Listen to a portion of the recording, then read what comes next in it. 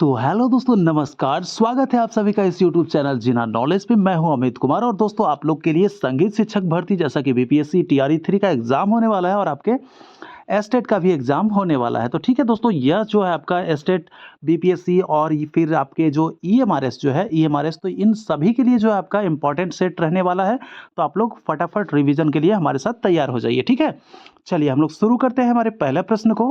पहला प्रश्न क्या कहा जा रहा है दोस्तों कि वेंकटमुखी ने किस पद्धति की रचना की। ठीक है, जवाब देना है फटाफट कि वेंकटमुखी ने किस पद्धति की रचना की। देखिए, वेंकटमुखी की बात कर ले तो इनकी पुस्तक जो है चतुर्दंडी प्रकाशिका। ठीक है, चतुर्दंडी चतुर्दंडी प्रकाशिका, ये इनकी पुस्तक है। ठीक है, चतुर्दंडी प्रकाशिका। और ये जो है ये किस पद्धति की रचना किए हैं वेंकटमुखी, तो वेंकटमुखी ने मेल पद्धति की रचना की है। ठीक है दोस्तों, सही जवाब क्या हो जाएगा हमारा, मेल पद्धति की रचना की है। ठीक है, और ये अगर मेल की बात करें तो कितने मेल माने हैं, तो ये 72 मेल माने हैं। ठीक है, इनके अनुसार 72 मेलों की रचना हुई है। चलिए आगे देखते हैं। दूसरा नंबर प्रश्न है कि संगीत में खाली स्थान थाट माने गए हैं। तो दोस्तों कहने का मतलब है कि संगीत में कितने थाट माने गए हैं, प्रश्न यह पूछ रहा है। तो संगीत में दोस्तों जैसा कि जानते हैं कितने थाट, 10 थाट माने गए हैं। ठीक है, संगीत में 10 थाट माने गए हैं। ठीक है, तो आपके जो 10 थाट के जो नाम जैसा कि आप लोग जानते ही हैं, भैरव, भैरवी, असावरी, यमन, बिलावल, उसके बाद फिर मारवा, काफी, तोड़ी, पूर्वी, खमाज, तो ये सब क्या है, 10 थाटों के नाम है। ठीक है, चलिए अब देख लेते हैं अगला प्रश्न है 3 नंबर का।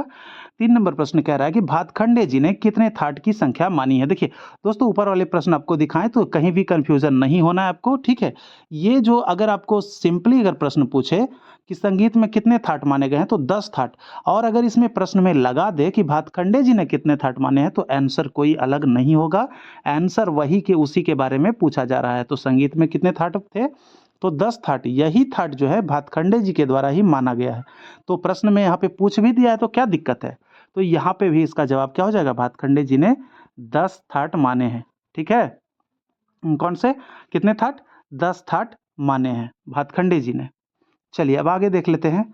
आगे कौन सा प्रश्न है कि कौन सा स्वर किसी राग में विवादी नहीं होता है। अगर विवादी की बात करें तो विवादी स्वर क्या होता है कि विवादी के स्वर का प्रयोग जो है राग में नहीं किया जाता है। ठीक है, लेकिन कुछ कुशल गायक ऐसे होते हैं दोस्तों जो कि राग की रंजकता को बढ़ाने के लिए कभी कभी विवादी स्वर का भी प्रयोग कर लेते हैं। ठीक है, तो यहाँ पे क्या पूछा जा रहा है कि कौन सा स्वर कभी भी विवादी नहीं होता है, तो यह जो है आपका सा स्वर जो है आपका षडज, यह कभी भी आपका विवादी नहीं होता है। यह सारे राग में जो है आपके रहते हैं, ये सा कभी वर्जित नहीं, ये विवादी नहीं होता है किसी में भी नहीं। क्लियर। चलिए, और राग की बात करें तो राग में भी नहीं होता है, वो राग में जो है वो सा जो है हमेशा आएगा आपके। अगला प्रश्न है 5 नंबर का कि ताल के कितने अंग माने गए हैं। देखिए ताल के अंग के बारे में पूछा जा रहा है, तो अंग आते ही आपको याद आ जाना चाहिए, क्या क्या, अंग आते ही आपको याद आ जाना चाहिए अनुद्रुत, अनुद्रुत, फिर आपका हो गया द्रुत, अनुद्रुत, द्रुत, लघु, उसके बाद फिर होता है आपका गुरु, गुरु, उसके बाद फिर आपको प्लूत। ठीक है, प्लूत, और ये आपका काकपद।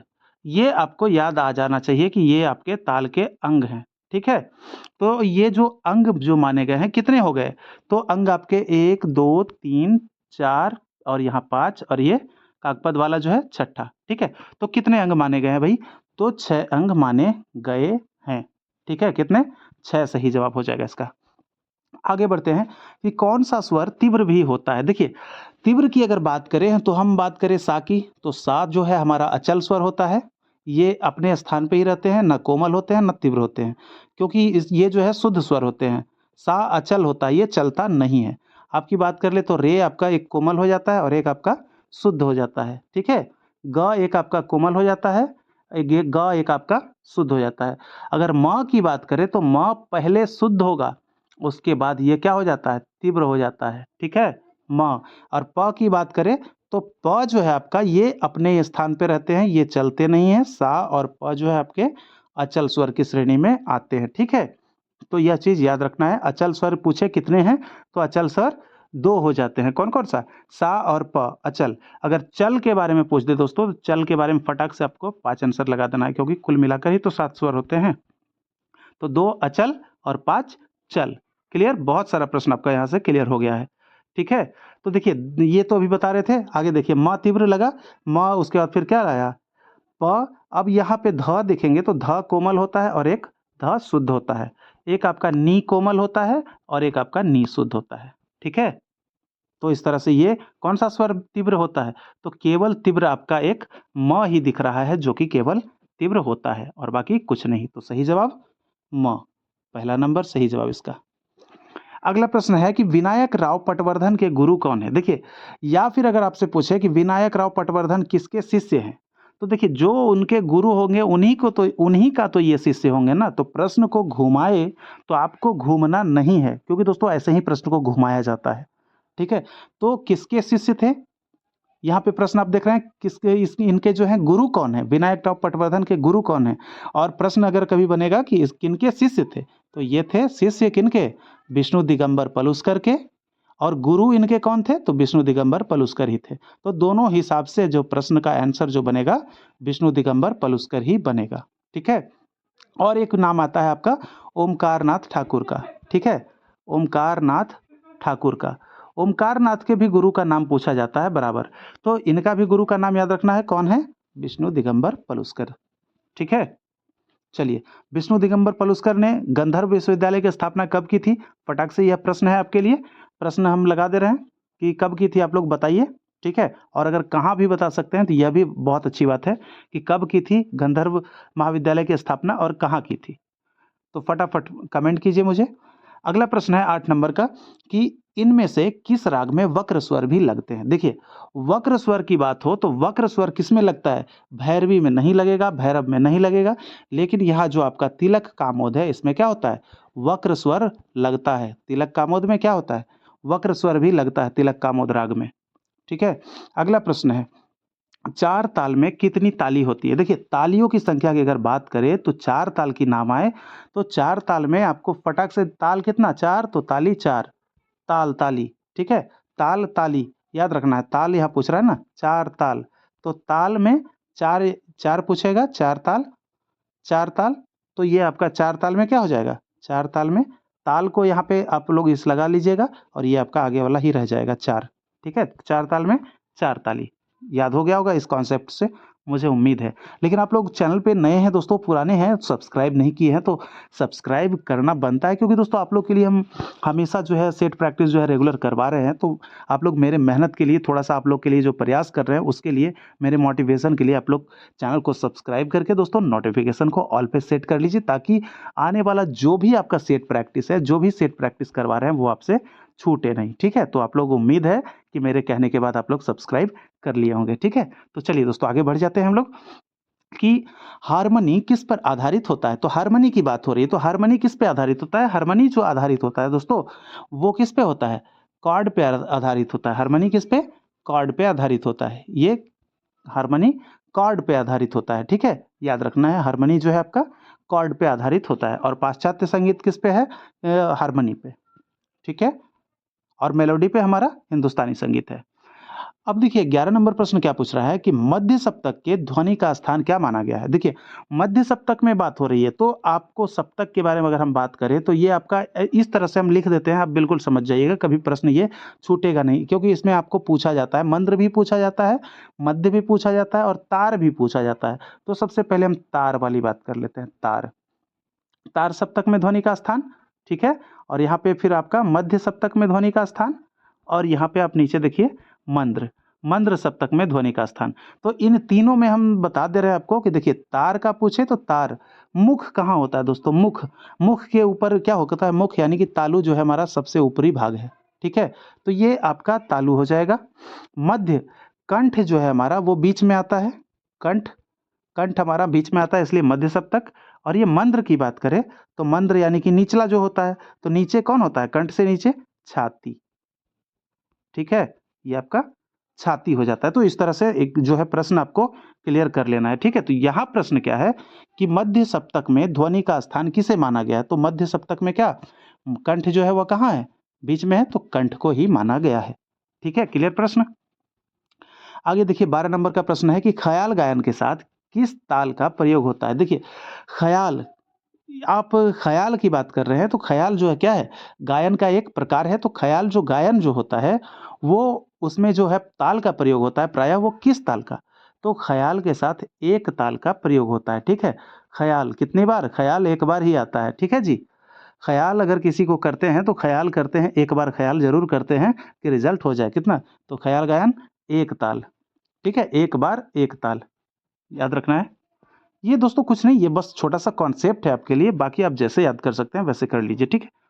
देखिए अब क्या है 13वां नंबर प्रश्न है कि वैदिक काल की बात हो रही है। वैदिक काल में स्वर को क्या संज्ञा दी गई थी? तो वैदिक काल में जो स्वर थे ना उसको क्या क्या संज्ञा दी गई थी? तो देखिए हम बात कर लेते हैं इसमें देखिए आपको कुतुब दिख रहा होगा।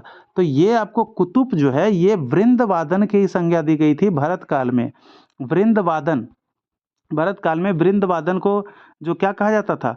कुतुब कहा जाता था। क्या? कुतुब। लेकिन हम इस प्रश्न पे रहेंगे, तो वैदिक काल में स्वर को क्या संज्ञा दी गई थी? तो सही जवाब हो जाएगा यम।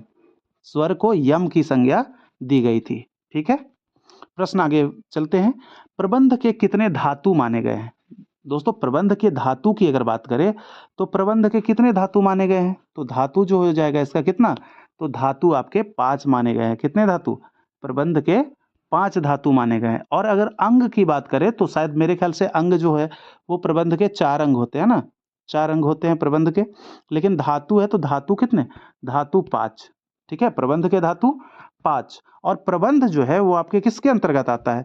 निबद्ध गान के अंतर्गत आता है। किसके? निबद्ध। प्रबंध आपका हो गया, वस्तु हो गया, रूपक हो गया, ये सब क्या निबद्ध गान के अंतर्गत आते हैं। ठीक है? तो यह सब भी प्रश्न आपको पूछा जाएगा। तो 5 हो गए। तो इसमें अगर सवाल आप लोग करेंगे कि 5 कौन-कौन से हैं, तो इसमें आपका जैसा कि आप लोग जानते हैं क्या-क्या होता है? उद्ग्राह, इसमें होता है आपका उद्ग्राह होता है, ध्रुव होता है, ध्रुव, ठीक है? उसके बाद अगर बात करें तो मेलापक, क्या होता है? मेलापक। यही प्रश्न जो है आपको डालता है कि अलाप का प्रकार कौन नहीं है? तो मेलापक जो है ये आपका क्या है? प्रबंध के धातु है, ये अलाप का प्रकार नहीं है, यह प्रश्न डालता है। तो यहाँ पे देख लीजिए 3 हो गया मेलापक, उसके बाद फिर अगला हो जाता है क्या? अंतरा, चौथा हो गया अंतरा और 5वां हो गया आभोग। तो ये आपके क्या हो गए? 5 हो गए प्रबंध के धातु। प्रबंध के कितने धातु? 5 हो गए। ठीक है? आगे देखिए अगला प्रश्न है कि षडज और पंचम में कितनी श्रुतियों का अंतर है?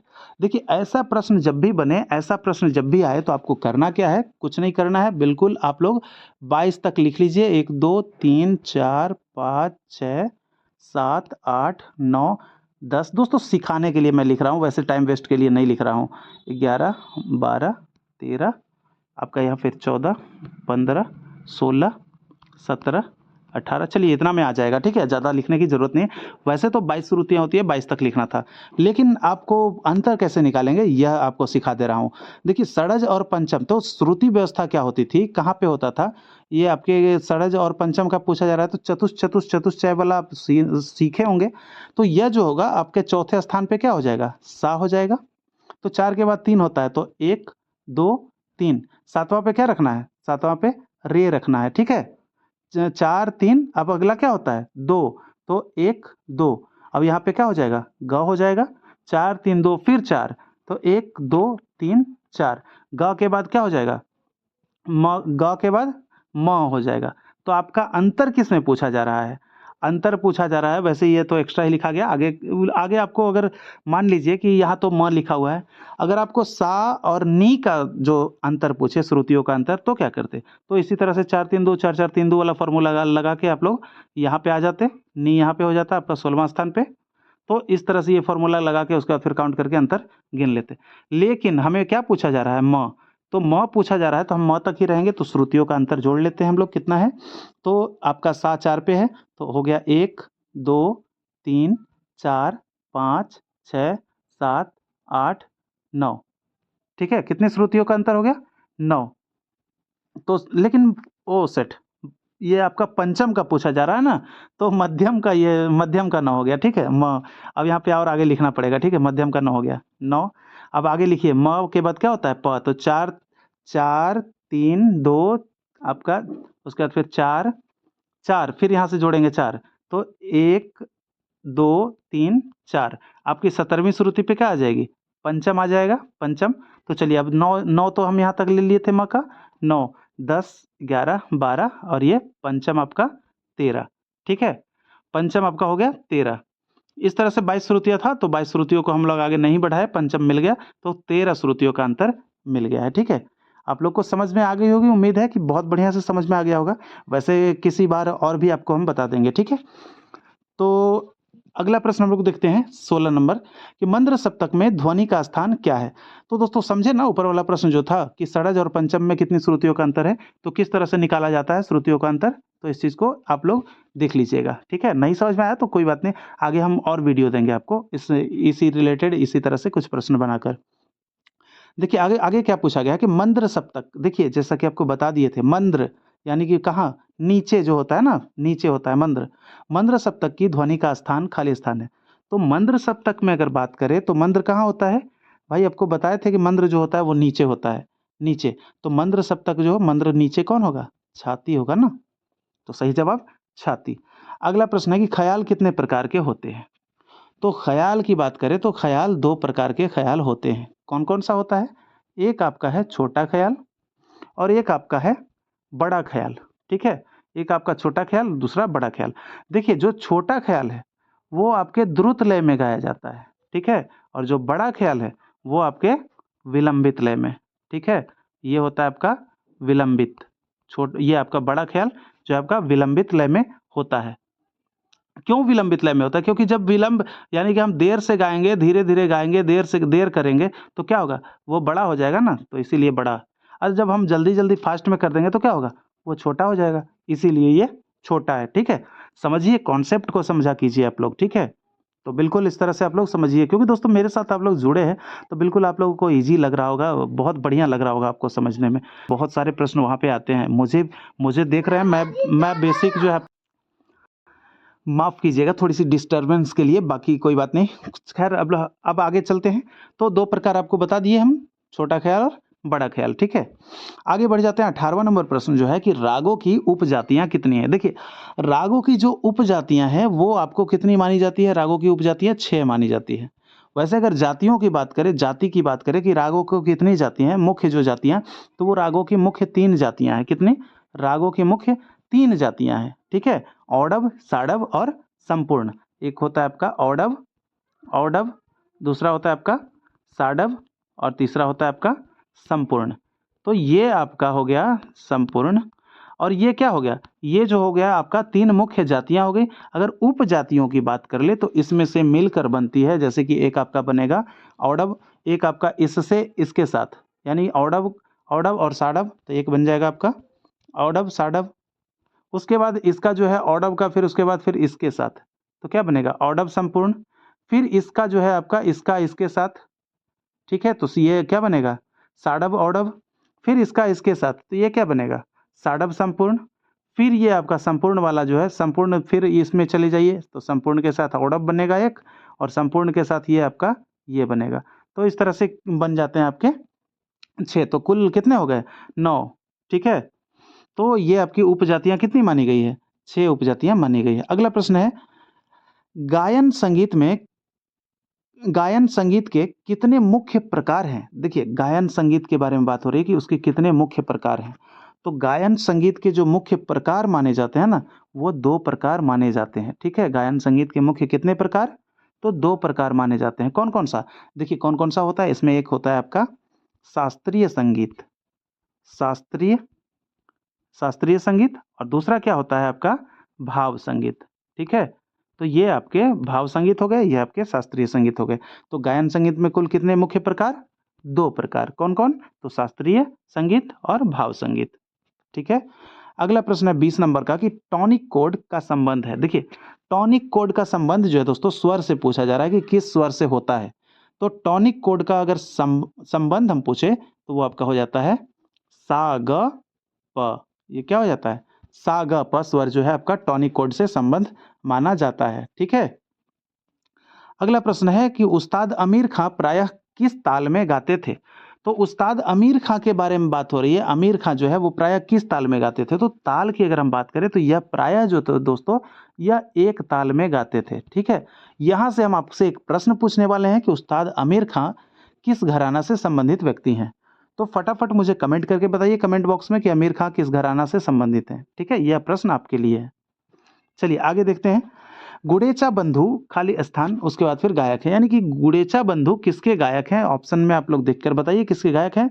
तो गुडेचा बंधु जो है, इनका संबंध जो है ये ध्रुपद से है। यह क्या है? ध्रुपद गायक हैं। गुडेचा बंधु क्या है? ध्रुपद गायक हैं। ठीक है, अगला प्रश्न है, बैजू बावरा के गुरु कौन थे? देखिए, बैजू बावरा हो या आपके तानसेन हो, ये दोनों समकालीन रहे हैं। ठीक है, बैजू बावरा या तानसेन, ये दोनों समकालीन थे। और इनके जो गुरु का नाम जो है, जो तानसेन के गुरु हैं, वही बैजू बावरा के भी गुरु माने जाते हैं। कौन? यानी कि आपके सही जवाब स्वामी हरिदास। स्वामी हरिदास, तानसेन के गुरु का नाम पूछा जाता है बराबर कि स्वामी हरिदास, और बैजू बावरा के गुरु जो है वो भी स्वामी हरिदास। अगला प्रश्न है, किसी टुकड़े को 3 बार बजाना क्या कहलाता है? तो किसी टुकड़े को जो है 3 बार जब बजाएंगे तो वो क्या कहलाएगा? तिहाई कहलाता है। 3 बार बजाना तिहाई कहलाता है। और यह तिहाई की बात कर ले तो तिहाई 2 प्रकार के होते हैं। एक आपका हो जाएगा दमदार तिहाई, और एक आपका हो जाएगा बेदमदार।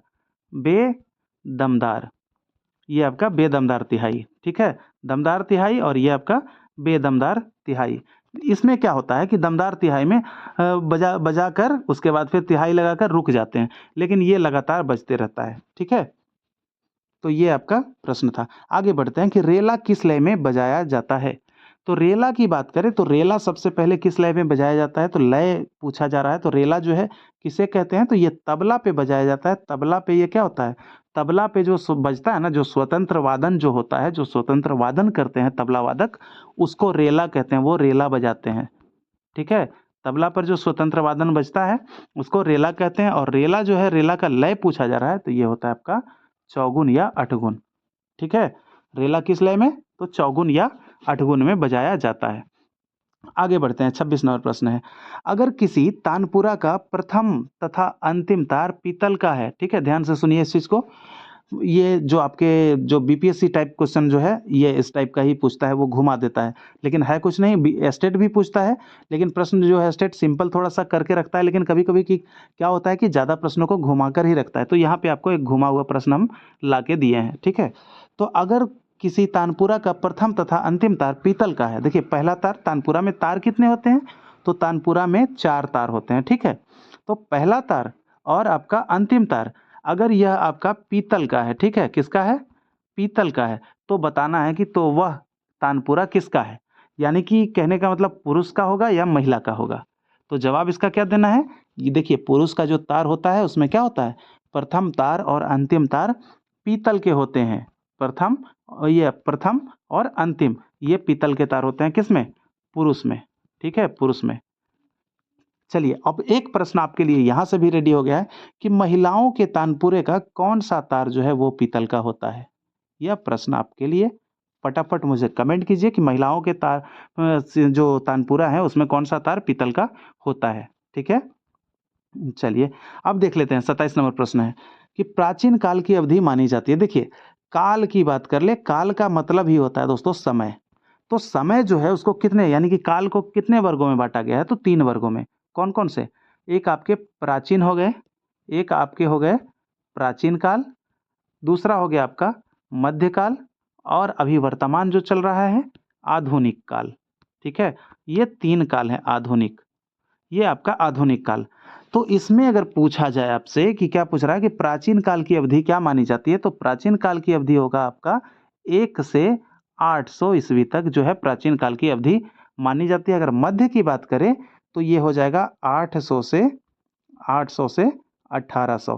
ठीक है, 800 से 1800 ईस्वी तक का माना जाता है।